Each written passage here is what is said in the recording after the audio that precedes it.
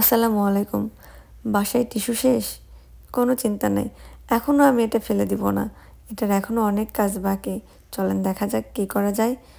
যেহেতু আমার বাসায় একটা ছোট বাবু আছে, সেহেতু আমাকে কিছুদিন পর পর ক্রিয়েটিভিটি দেখাইতে হয়। নতুন নতুন উপকরণ তৈরি করতে হয় আমার শিশুর জন্য, এবং সে ওই উপকরণ দিয়ে খুব মনোযোগ দিয়ে খেলে এবং অ্যাটলিস্ট 30 মিনিট ও মনোযোগ দিয়ে খেলে, কোনো ডিস্টার্ব করে না আমাকে। সো আপনারা চাইলে আপনাদের বাসায় বাচ্চাকে এভাবে ব্যস্ত রাখতে পারেন আর নিজেদের কাজ সেরে ফেলতে পারেন। একজন শিশুর জীবনে খেলাধুলার গুরুত্ব। নাম্বার 1, জ্ঞানভিত্তিক উন্নয়ন। খেলা শিশুদের সমস্যা সমাধানের দক্ষতা, সৃজনশীলভাবে চিন্তা করার দক্ষতা এবং তাদের শেখার পাশাপাশি স্মৃতিশক্তি বিকাশ করতে সাহায্য করে। এটি তাদের চারপাশের জগৎ সম্পর্কে জানতেও সাহায্য করে। নাম্বার 2, সামাজিক এবং মানসিক বিকাশ। খেলার মাধ্যমে শিশুরা শিখতে পারে কিভাবে অন্যদের সাথে যোগাযোগ করতে হয়, সহযোগিতা করতে হয় এবং আদান প্রদান করতে হয়। এটি তাদের আত্মবিশ্বাস এবং আত্মসম্মান বিকাশে সহায়তা করে।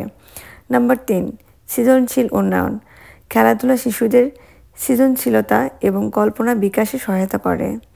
এটি তাদের বিভিন্ন ভূমিকা এবং পরিস্থিতি অন্বেষণ করতে এবং নতুন ধারণা তৈরি করতে সাহায্য করে। নাম্বার 4, শারীরিক বিকাশ। ক্রিকেট, ফুটবলের মতো ছোটাছুটি করার সুযোগ রয়েছে এমন খেলাধুলার মাধ্যমে আস্তে আস্তে শিশুর শরীর, হাড় ও মাসেল শক্তিশালী হয়। তারা দ্রুত বেড়ে ওঠে। শিশুদের দেহ মন গঠন এবং সুস্থ জীবনের জন্য অত্যন্ত জরুরি খেলাধুলো। নাম্বার 5, আবেগ নিয়ন্ত্রণ। খেলাধুলার মাধ্যমে শিশুরা নানা পরিস্থিতি সামাল দিতে শেখে, আবেগ নিয়ন্ত্রণ করতে পারে, পরাজয় মেনে নিতে শেখে। বাইরে খেলাধুলা ছাড়া এটি সম্ভব নয়। তাই শিশুদেরকে পার্কে নিয়ে যাওয়া এবং অন্যান্য শিশুদের সাথে মিশতে দেওয়া খুবই গুরুত্বপূর্ণ।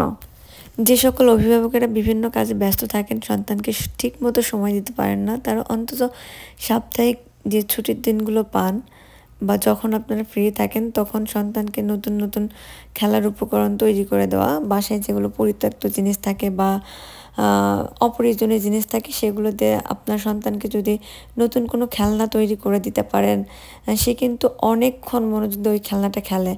আর অ্যাটলিস্ট সে একটা নতুন খেলনা বা নতুন কিছু শিখলে ওটা কিন্তু 1 থেকে 10 দিনের মতো ওইটা সে কন্টিনিউ করে, তারপর সে নতুন আরও কিছু চায়।